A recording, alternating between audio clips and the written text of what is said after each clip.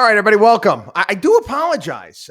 We missed a couple of podcasts here and there, and again, we're working on. I'm doing this whole podcast vlog, trying to do them both, and doing the video and doing the audio. And you need different formats for radio stations and podcasts. And I did them all, and they just all magically disappeared on what we were trying to do. But again, we're trying a new software today, and it's going to post everything where it needs to go and make it a little bit easier, hopefully.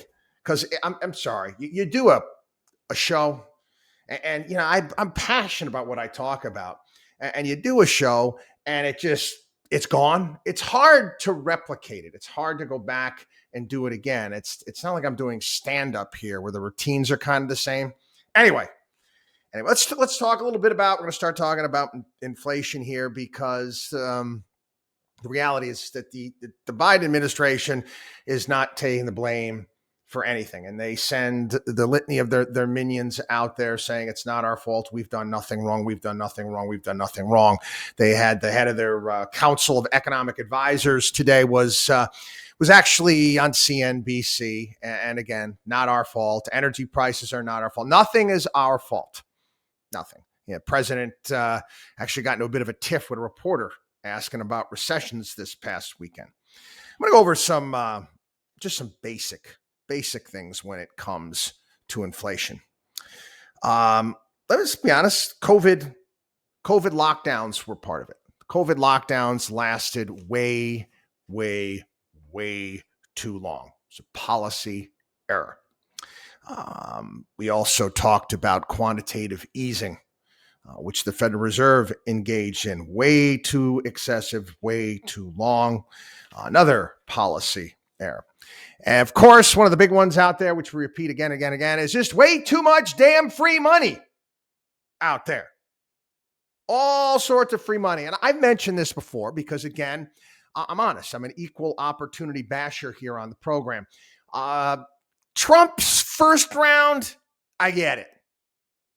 I understand it. I didn't like the whole, extended unemployment from now to eternity, but that really got kicked into the second Trump package.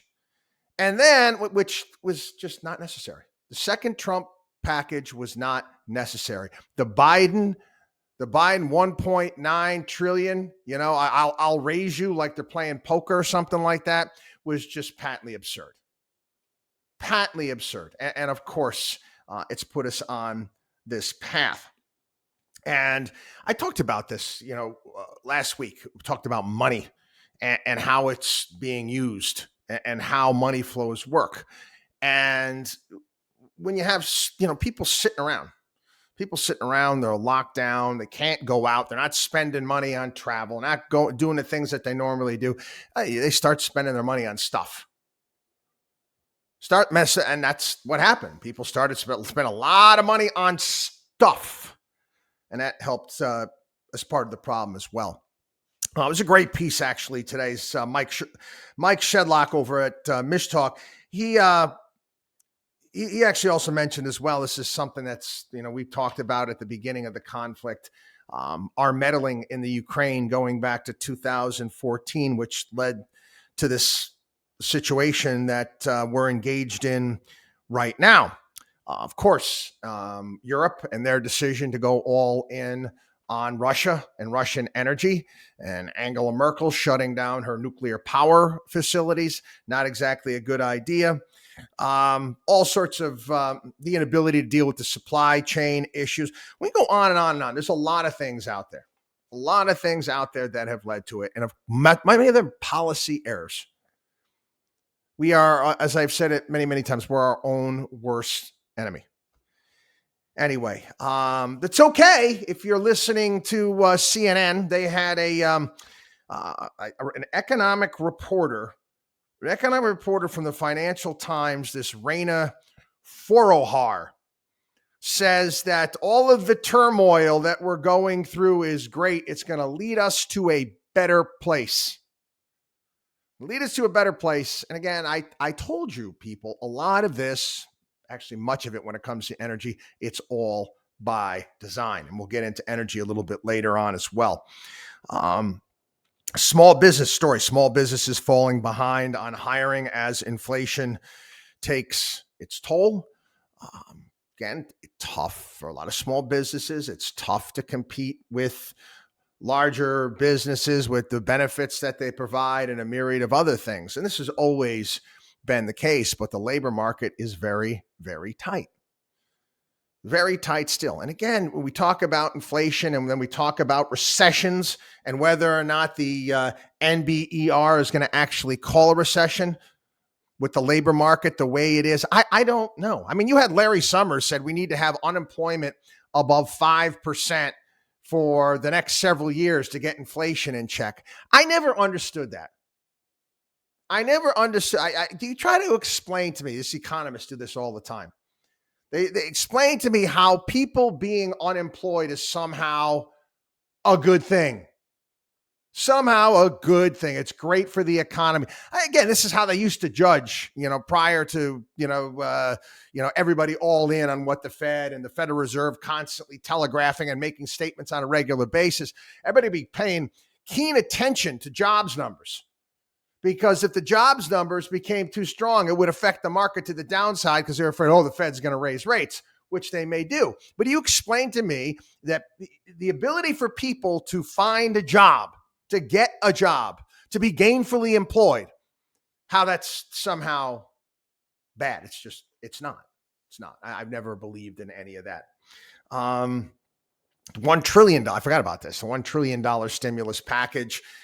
Which not stimulus, infrastructure, right? Infrastructure package. They're having a difficult time putting that into place too because they don't have enough construction workers.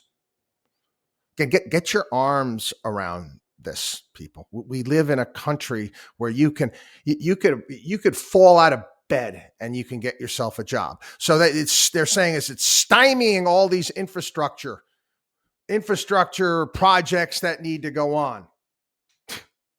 Talking about it this past weekend. I mean, complaining. Maybe I'm becoming an old man, complaining with some of my other old man friends about the roads in New York and New Jersey, because every weekend I'm on the road. Every weekend I'm on the road and I am playing a video game in my car, dodging potholes. And we all see the same thing. It's an embarrassment. It's an embarrassment. If you're governor of the state of New York, how do you allow this to happen? How can you not make this a priority? People blowing out tires left, right, all over the place. Hey, I don't know. Maybe they can't get the crews to do it. Whatever. I'm not so sure about that. Story saying Americans are starting to pull back on travel and restaurants. They're also holding off on booking flights, getting haircuts, building backyard pools. One of the reasons why they're holding off on building backyard pools. You have any see how expensive it is? Same pool, because I put one in my backyard last year, moved into a house. Same one this year, $20,000 more. $20,000 more. People are getting sticker shock.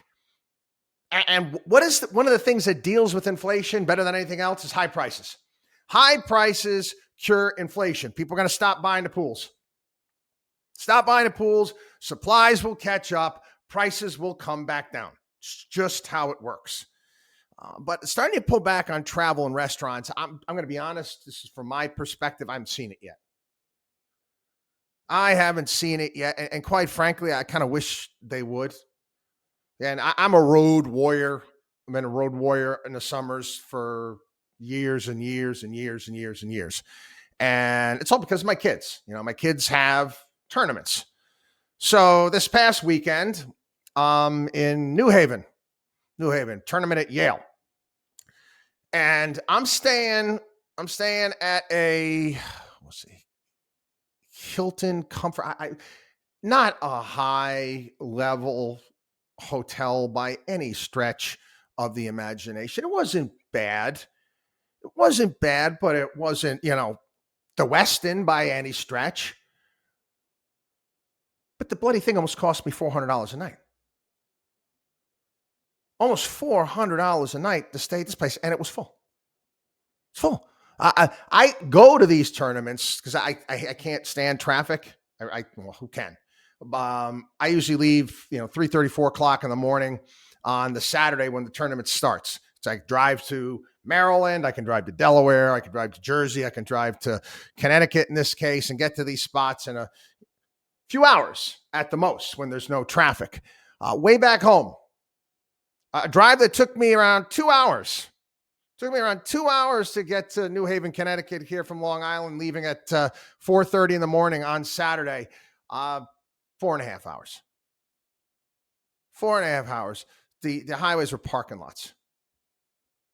Parking lots. So people are going somewhere. That's for sure. Anyway, story talking about how stocks historically don't bottom out until the Fed eases. And be real careful with a lot of these stories when it talks about the Fed and the Fed easing, what the Fed is going to do next. And again, don't be so sure as well. I know the Fed signaled 75 basis points and then possibly another 75 basis points. They may move from that. They may move from that. And again, it's all about forward guidance and getting habits to change to some degree. If they see any sign at all of a break in inflation, they're going to start taking the pedal away. Because again, I've gone back to this from the beginning. Again, another conversation I had this past weekend, people saying, well, why? If the Fed going to raise rates, they're going to get them all the way up to 10% to deal with inflation? No. Our country would be bankrupt. We couldn't afford to pay interest on our national debt. Going back to 2010, you remember the whole, Mediterranean. It was the financial issues, debt crisis for Southern European nations, Portugal, Italy, Ireland, Greece, Spain. And the rates went up a little bit and whammo, things got out of control fast. Again, we've got a big chunk of debt out there. A lot of it is in short-term instruments that we have to pay off, have to flip again and again and again, paying one credit card off with another credit card. Well, all of a sudden, those interest rates skyrocket. How in the world are we going to pay those interest costs? How? Where's the money going to come from? Look at the last 5 U.S. recessions. This is a piece from DataTrek research and pulling up some of the numbers. I wrote a piece and I talked about it this past weekend on my radio show, In Search of Recession. And when I talk about recessions, I kind of laugh because that's all they're talking. It's everything and anything on the business networks. Are we going to be in a recession? Are we going into a recession? Are we in a recession? And I keep saying to myself, who the hell cares? At this point in time, who the hell cares? Does it matter? Does it matter if all of a sudden you woke up one morning and it said the NBER is saying that we're in a recession right now? Is it going to change your day? Are you going to change your coffee brand? And the more it makes no sense. They're going to happen. But what people don't understand is that sooner the better. Sooner the better. I mean, I'm telling you right now, I am hoping that we have negative economic growth coming in the second quarter. If that's the case, one would make the argument that we're in a recession. Once you're in that point in time, well, gee whiz, markets do pretty well. Here's some of the numbers. Every recession and market crisis since 1973. Same story for U.S. equities. 1973, 1974, the S&P was down 37%. In 1975 to 1976, the index was up 70%.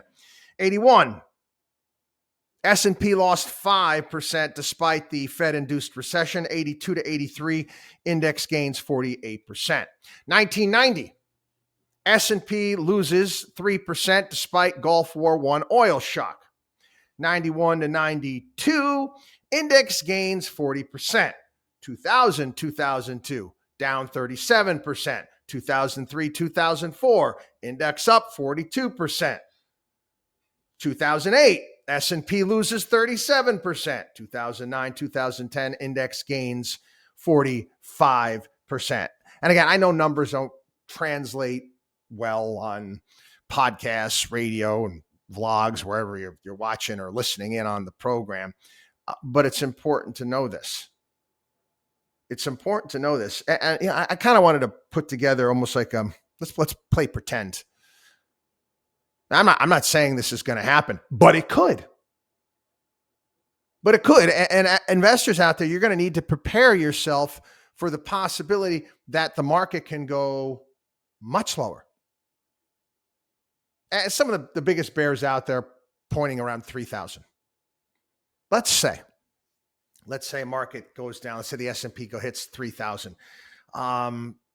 Okay. What you're looking at is the average bull market after a pullback like that is about 64 months long with 198% return. So what that means by 2028, you'd have an S&P 500 at 6,000. That's a nice rate of return for even if you bought in at the top, the most recent top. It's still a nice level of return. And again, especially if you're reinvesting on a regular basis and dollar cost averaging, taking advantage of some of these value plays that you need to right now. I mean, it's what makes you successful over time. And to this day, it's the greatest buying opportunity I ever saw was a Great Recession. The type of money that our clients made in that period of time to today is extraordinary. It's extraordinary. Go back and take a look at a chart. Go back and see where the S&P hit. I mean, 600. I mean, it's been unbelievable. And in the grand scheme of things, it can happen pretty quickly. Okay, and you don't want to miss it. The Treasury Secretary of the United States said the only way to fix the energy crisis is to move to renewables, which is just false. It's just patently not. It's not true. The only way to fix the only way. That's just it. There's one way, one path. One way is through renewables. You want to explain that to me? We don't have enough batteries. The batteries aren't good enough to handle it. We don't have enough windmills. We don't have enough materials to do all this stuff. Your one way is going to take a hell of a lot longer than the right way, which is a multi-faceted, multi-pronged approach to this, where we are going out there and drilling. Drill, baby, drill works. It works every single time it's tried. You increase supply, will be fine. It's kind of interesting. The Europeans love all their green stuff, right? They love. We're super green over here in Europe. We have the Paris Climate Accords, all that good stuff. Guess what? Holland, Germany, Austria, and Italy are now going back and they're opening up their coal-fired plants and increasing electric production at these coal-fired plants. Why? Well, they don't want the lights to go off. They don't want the lights to go off. What are we getting from the administration at this point in time is, we may give you a gasoline tax holiday. Really? Thanks, but no thanks. Thanks. I'm just not really interested. It was a great piece by this fellow by the name of Bjorn Lomborg, and he's at the Hoover Institute, and he's talking about our the wealthy countries, the rich world's climate hypocrisy, and how we keep dictating and telling all of these developing nations that they need to put up windmills and solar panels, and that's the way it goes. Make no bones about it. We're pushing this is because you've got members of Congress that are invested in these companies or tied to people who are owners and invested in these companies. I mentioned this. I said one of the greatest investments you could have made leading up to the election of Barack Obama was to donate to his campaign. All you needed to do is to have some sort of green company, whatever it may be, call yourself a green company, donate to his campaign, and you were getting money from the American Recovery and Reinvestment Act. How'd that work out? How many of those companies that the taxpayers subsidized or funded from the American Recovery and Reinvestment Act, how many of them are still around? Again, he's a wizard of smart. This is Barack Obama and all his buddies there taking your money and deciding how to invest it. And they failed miserably. But anyway, this is a great story here I wanted to share that he talks about in this article. And I wasn't really familiar. I heard about this, but wasn't really look into it to that great of a degree. To talk about renewables and how, again, you get all the big countries, whatnot, want these smaller nations, developing nations to head in that directions. And there's this village. It's called Darnai. It's an Indian village. Back in 2014, Greenpeace tried to turn it into the country's first solar-powered community. Now, you bet your bottom dollar that the media covered this, and oh my God, the fanfare, and oh, this is great. This is wonderful. Yep, they said Greenpeace received glowing global media attention when it declared that Darnai would refuse to give up into the trap of the fossil fuel industry. But the day the village's solar electricity was turned on, the batteries were drained within hours. One boy remembers being unable to do his homework early in the morning because there wasn't enough power for his family's one lamp. Villagers were told not to use refrigerators or televisions because they would exhaust the system. They couldn't use cook stoves and had to continue burning wood and dung. Dung creates air pollution. Pretty dangerous. They say it's akin to smoking 2 packs of cigarettes a day. In August 2014, Greenpeace invited one of the Indian state's top politicians, who soon after became its chief minister, to admire their handiwork. He was met by a crowd of people waving signs and chanting they wanted real electricity to replace this fake electricity. When the town, was finally connected. They finally connected to the main power grid, which is coal powered. Villagers quickly dropped their solar connections. Why?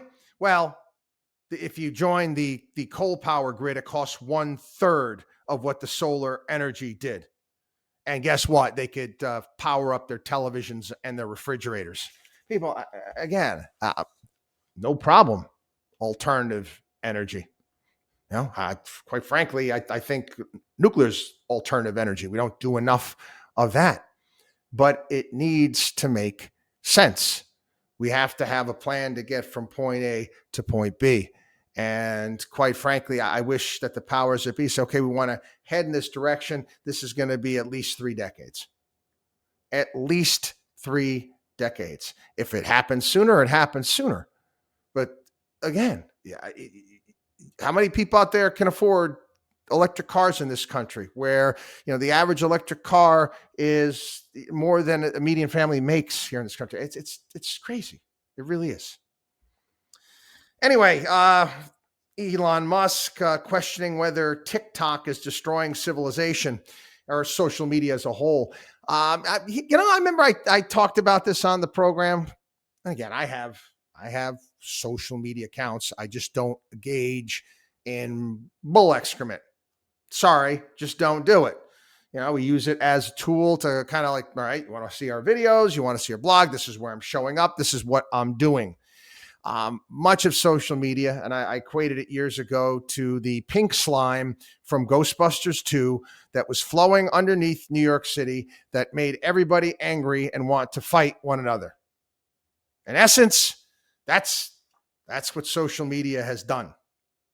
Musk also, he was catching some flack from some of his workers and various different wizards of smart elitists all over social media, because of the fact that he got upset and got rid of some workers at SpaceX. Elon Musk says he's a free speech absolutist, but when people were criticizing him, he fired them. I'm going to make something perfectly clear to all of you millennials or Gen Zers out there. Workplace is not the public square. Probably not a good idea to take to the internet and social media and bash the company that you're working for or going off on the guy that signs your paycheck. Just saying. Probably not very wise. So there's a door. You don't like it? Go. Bye. Bye. And listen, you don't like where you're working. No one's holding a gun to your head and making you stay there. Pack up your shit and leave. Never really could get my arms around that. Rick Scott. Scott's got a lot of ideas out there, and I like a lot of them, quite frankly. He's got this plan he's putting together. I don't know if he's gearing up for a run at the White House. I'm not sure, but he's talking about trying to get more Americans back to work and changing and going back to some of the old SNAP requirements. I didn't even realize that they didn't go back. The work requirement that was involved with SNAP during the pandemic, they got rid of that, and they haven't reinstated it yet. They haven't reinstated it. I'm sorry. And be quite honest with you, if you want a job, you can get a job. If you want a job, you can get a job. I don't understand the counter argument for trying to push people.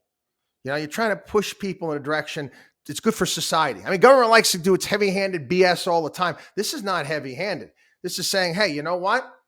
You want to get this supplemental nutrition assistance program? You want the SNAP program? The fellow taxpayer to help foot your food bill? Okay, you make under a certain amount of money. I'm sorry. Can you go look for a job though too?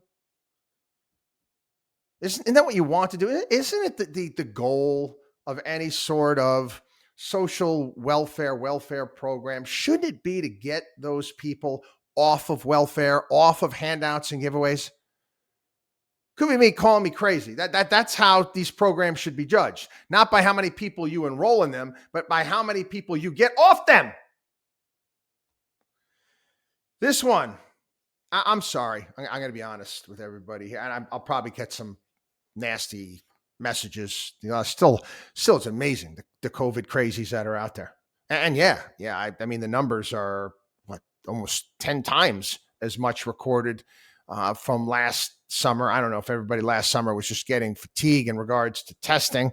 And I'm trying to remember last summer, there wasn't so many of the rapid tests sitting around. I think a lot of people are, getting a cold and they just take a rapid test. Ooh, I have COVID. And they're staying home. Obviously the death totals are way down. Now, I'm not saying that COVID is not real, but I'm sorry. I've seen the numbers. Babies really aren't bothered by this. And now they just approved a vaccine for children under 5. I think it's up to 6 months old, 10 months old. I'm not giving my baby a COVID shot. Just saying. No way. No way am I going to do that. I'm curious to see down the line whether or not they make it a requirement to go to start kindergarten. I don't know. Transportation secretary. Oh, he had his flight canceled. Mayor Pete had his flight canceled from Washington to New York City. Now, again, I thought you guys were a green administration. Why didn't you take the train, Mayor Pete? And it's call it what it is. By the time you get to the airport, you got to get there, and you got to get through security. You got to do all that good stuff. By the time you do that, get on the plane. It's train in some of the Northeast quarter. It's close when you're dealing with trains, planes, and automobiles when it comes to travel. But anyway, his flight got canceled and he's upset. He's howling mad. He said the United States may act against these airlines because of all of these cancellations. There's a pilot shortage, and many of them retired. Many of them, many people out there left because they didn't feel like getting the COVID vaccination, which you mandated. There's a lot of reasons for this. It's a tight labor market. I highly highly doubt that these airlines want to cancel flights, especially flights that are full. These flights are full. You think that they want to cancel them? No. Again, the U.S. may act. What are you going to do, Mayor Pete? Huh? In your infinite wisdom. In your infinite wisdom of logistics, what the hell are you going to do, Mayor Pete? Do nothing. Nothing. Well, maybe we'll find them some more. Okay, great. Anyway, great. I'm going to save that one for tomorrow. A Kessler piece is going to take me a while. It was really, really good. This one, quickly on this, I don't want to end on a dour note, but you got 5 major cities right now that are on pace to pass the 2021 homicide totals halfway through 2022. Again, we all called it. We told you what was going to happen. Defund the police, all of these new age crazy policing ideas and this bail reform nonsense. It's a mess. It really is a mess out there. And you see some of these shootings, some of these things that take place. It breaks your heart on a regular basis, but it's also making us a bit numb too. It really is. It's making us numb. You're getting hit with it all too often. We all are. I'm sorry. We have to change direction. All right. You screwed up. Yeah. You had your way. You had your way with bail reform and all of these different things. It didn't work. It didn't work. You're wrong. You're wrong. Move on. Move on. Go back to the way things were. People want to feel safe in their communities. Anyway, have a great day, everybody. Watchdog on wallstreet.com. Watchdog on wallstreet.com.